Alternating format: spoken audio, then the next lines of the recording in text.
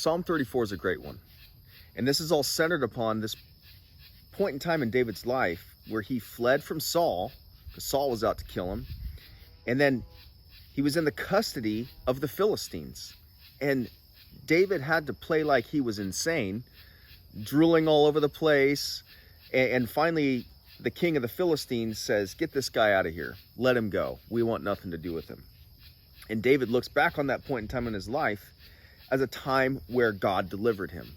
Where again, it wasn't David and his actions that resulted in his life being saved. Instead, it was the Lord who was over the situation and protected David out of all that. And David is writing Psalm 34 in order to give thanks to God and recognize God for who he is and what he's done.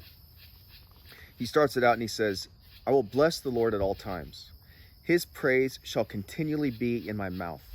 My soul makes its boast in the Lord. Let the humble hear and be glad. Oh, magnify the Lord with me. Let us exalt his name together." David goes on and he talks about how he sought the Lord and he was answered by God and he was delivered by God. And to me, it just means a lot. And I'm sure that it does to you as well. The fact that we have this option, I say an option, it's the only thing that we should be doing, but we have this opportunity with the Lord where we can cry out to him. And he made all of this. You know, you think about how awesome God is and what he has made and the fact that he is the creator and the author of life. He is the highest order of any being. He's the only one in that order. He's so awesome. And then we have this opportunity where we can talk to him and he will bend his ear down to us. And I cannot get over how amazing that is and just how awesome of an opportunity it is for you and me as one of his creation to be able to talk to him. And the fact that he listens and that he will act. It says, "I sought the Lord and he answered me and delivered me." So David says, I looked for him.